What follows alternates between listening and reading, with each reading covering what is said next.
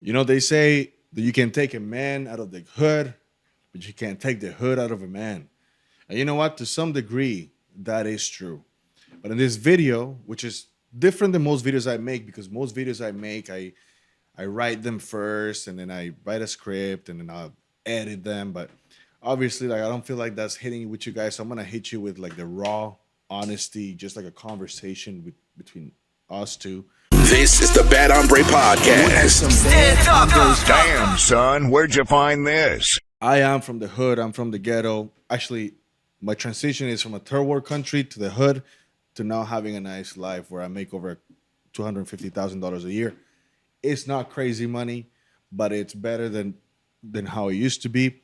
So if that's something where you want to be, by the way, making that kind of money, working on your own time and having that kind of freedom, it's pretty good. So if you're in the ghetto, I'm gonna give you some advice on how to get out of it. The first thing you have to do, because the first thing I did is I got out of it. Literally, I moved out. Here's the fucking mistake a lot of people make, man. You get married to that life, man. You get married to the street, that little neighborhood, man. I'm from here, and your friends from there, and so like you make a little bit of money and you get the nicest car in the neighborhood, right? That's just stupid, bro. When I started making money, which at that time money meant like $14 an hour, which is like with all the overtime I was doing, it was like $1,500 every 2 weeks or whatever. Bro, I could have bought a nice car, but what I did is I moved to a nice neighborhood. I was living in Malton, like close to Rexdale in Toronto. I moved to Vaughan. And yeah, like rent was like one and a half, almost two times what it would have been if I had stayed. But I needed to get out. Something told me to get out of my environment. And I think it was Grant Cardone, Uncle G. Was like, man, you are who you surround yourself with. So I said, you know what? I don't give a fuck if a lot of my money goes to rent as long as I'm in a nice place because I want to be exposed to see what the fuck these guys are doing. Like, why is it that all these kids from high school that live in that neighborhood all have cars and shit, but everybody on this side, they're fucking, they're like smoking weed. They just like look at them like this Italian kids from Woodbridge, like what, you know what I mean? And so I was like, no, I'm moving to Woodbridge, man. I gotta move. I gotta see what's going on there. So I got a basement apartment, like a room in a basement. I think it was like $800 a month, and I could have stayed in Malton for $400 a month with a roommate. But I know I moved, and that exposed me to a lot of things. Like it exposed me to see how these people are, because I was around the money, and then I got a job at a local place. I was working at a gym, and so I started befriending these kids. And yeah, but like to be honest with you, like a lot of them are stupid. Like they don't have no survival instincts. Like they're spoon fed kids, so they're entitled and stuff. But it's really nice to see how like they think differently. That they don't have any like they don't complain a lot like the poor people, like the ghetto people do. Obviously, they have no reason to complain. But that's a disease. Like if you're in the ghetto, you're gonna be exposed to complainers, victim mindset, and so like man, you have to get out. Get out by any means necessary. Get out and put yourself in a place where you're surrounded by people that have money, even if it's from their parents. Because what happened is I started meeting these people, I started becoming friends, and I see their parents.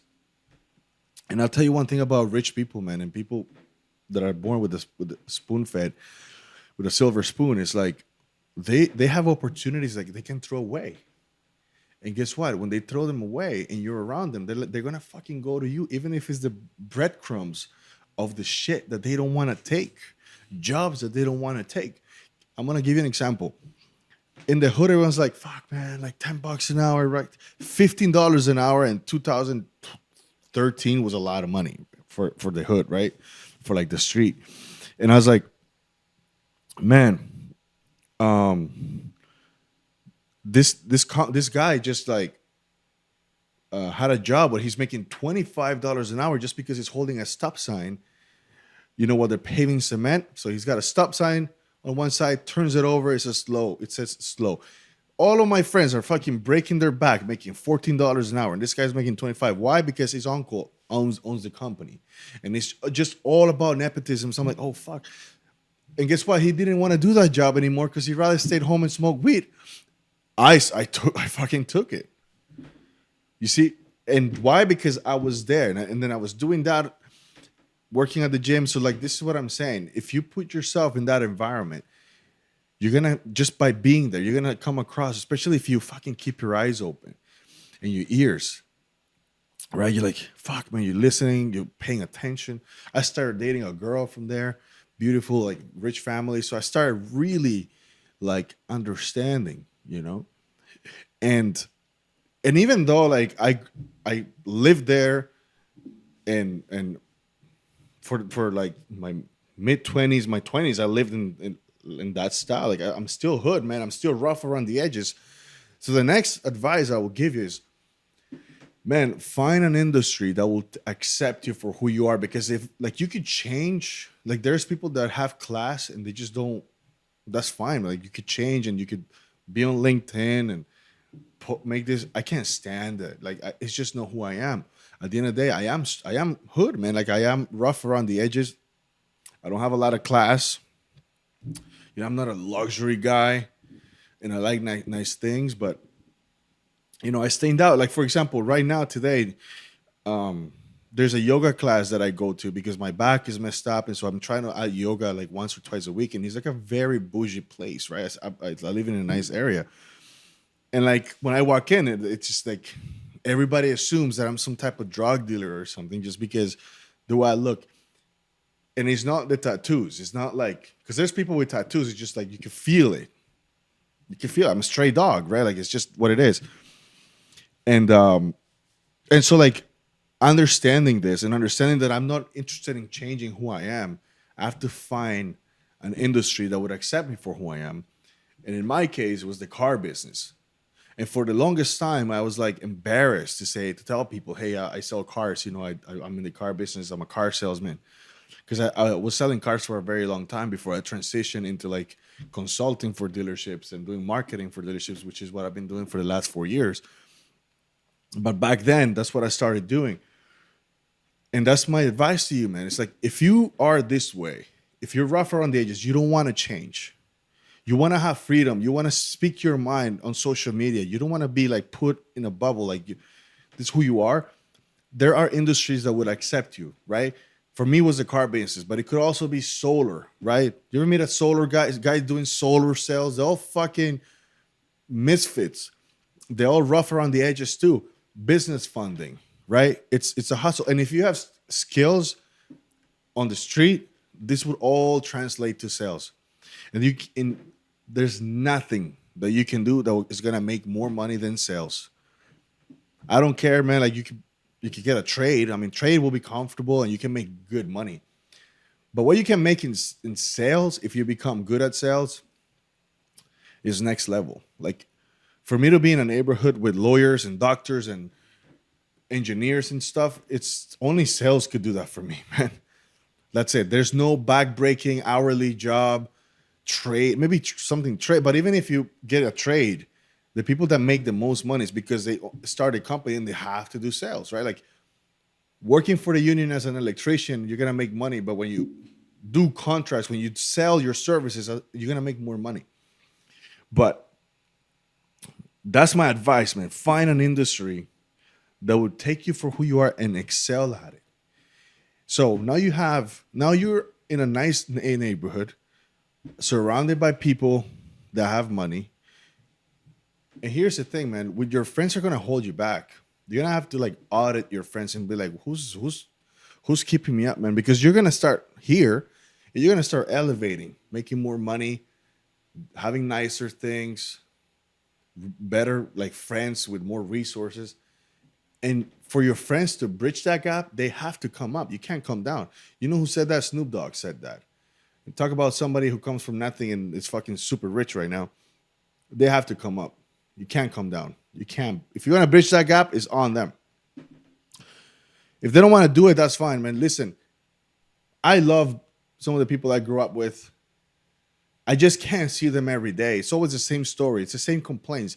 If you read the 50 laws of power, it tells you right there, stay away from the unlucky or something like that. But these people are always fucking unlucky. They're so always an emergency happening and asking for money, right? You're gonna people. I kid you not. This month, 7 people asked me for money. 7. Never seen anything like. Usually like 1 or 2. 7 people asked me for money this month. And I always my one liner that always works is like, I don't lend money.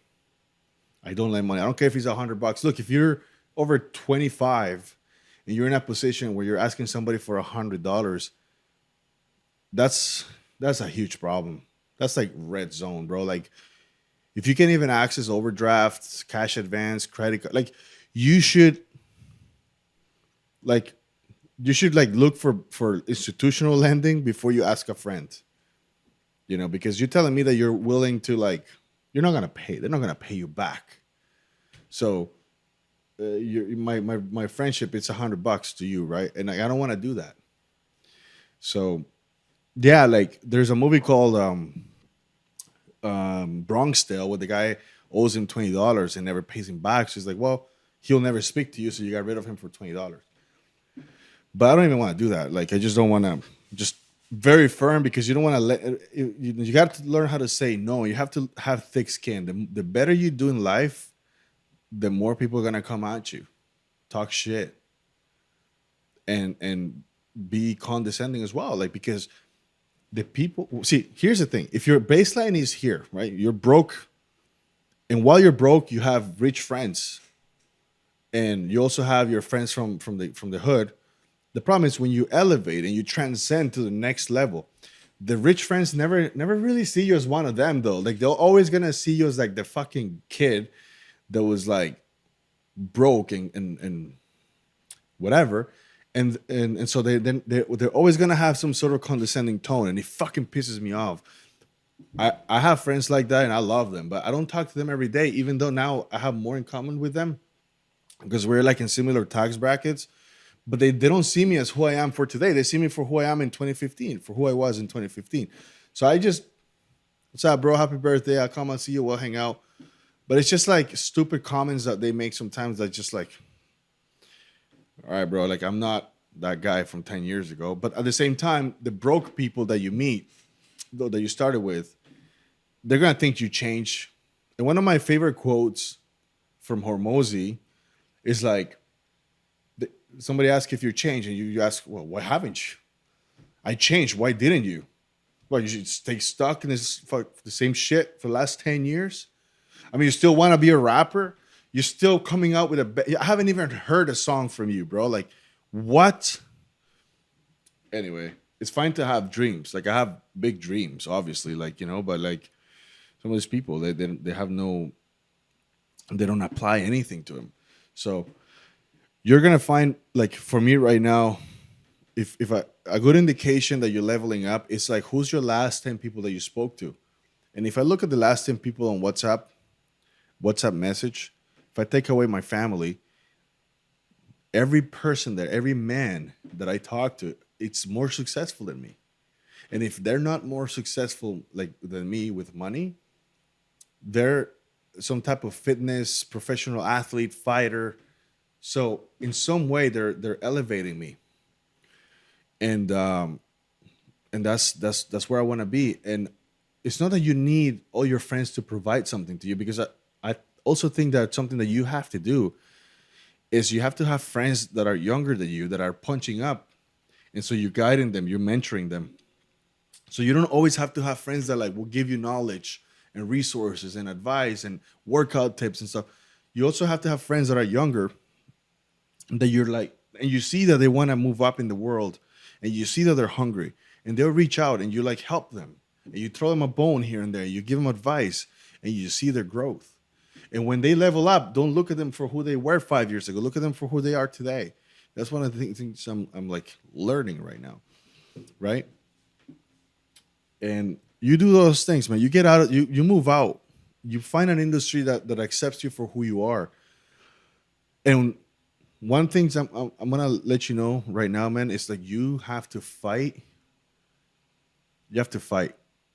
Like, you can't be afraid to fight because on your come up, people are gonna sabotage you. They're gonna try and scare you. They're gonna try and legal threats, physical threats. The good thing is because you come from the hood, like nothing scares you. Like your baseline is like, for me, my baseline is a fucking basement with roommates with a fucking rat in the stove that I found one time, and I called the landlord. One landlord that I had, he was Indian, and he picked up this fucking rat with his hands. He threw it in the guy. I was like, yeah, just get some Windex and wipe it. I'm like, this is disgusting, bro. I never used that kitchen. I got a little like George Foreman grill, and I just started using that because it's like, fuck. Yeah, you have to fight because that was my baseline. And so people are gonna test you. People are gonna pretend like, oh, I'm gonna send him a fake legal threat. I'm gonna tell him, listen, bro, I'm gonna talk about how rich people operate. But in this video, I want to let you know something. You have to have integrity, like the way you make your money, because in life, everything takes time, right? And the longer the runway, the longer the flight. So you don't want to fuck people over because it always comes back, man. Like I've seen it, bro. I've seen people at the top that lost everything. And people want you to lose everything if you're mean, if you let it get to you. Like they want to see you crash if you're like condescending, if you treat people like shit. But if you're good and humble, it's okay to have boundaries and be direct. But like if you're not a piece of shit, nobody's gonna really try and test you unless they're insecure by you. And those are the people that you need to show them that you're willing to fight to the death, man. Like for me, I've gotten legal threats, I've gotten physical threats, all kinds of stuff. And I just like, I'm not even afraid. Take it all the way. Like for me, because if I end up how I started, I know I can get back up. Like, so be willing to protect your reputation. Guard your reputation with your life. Your reputation is everything because you don't have anything, man. Understand that you have nothing coming to you, bro. And the universe is not going to save you. And so the only thing you have is your reputation. And so guard it, man. I can sit here right now and tell you that I've never, ever, ever fucked anybody over. Ever. I've never took money that was supposed to be for anybody and kept it for myself. I've never done anything like that. You know what I mean? So it's good. It's good. And so when somebody tries to test me and tell me something stupid, I'm willing to fight all the way. Like, I don't care. So those are my advice, man. You want to get out of the ghetto. And if you're watching this video, I know there's something in you that wants to get out of that life. Right? And listen, to wrap things up, man, I should have spent more time talking about this, but I didn't because I don't relate to it. But get off the weed, quit alcohol, and don't do any other fucking drugs. Right? I used to smoke a lot of weed before. That just holds back your creativity, your drive. It just numbs you. I never drank, never had an alcohol problem. But if you do that, you got to quit. And don't even get me started on coke. Like, forget that. Like, you don't want to do that. Because those are like things those are anchors in life. I've never heard anybody that said, oh my God, I got so shit-faced last night. I have such a good day today. What a bright future I have. No, it's like, oh, fuck, I spent all my money on a stripper. Oh, fuck. I can't believe I wasted all my salary. How am I going to... this is how you end up asking people for $100. Don't do that. All right?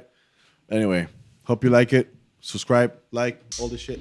See you next time. So dark, can't see a thing. I hear a song of the broken beat. Give me nickel, give me dime, give me dollar, I'll give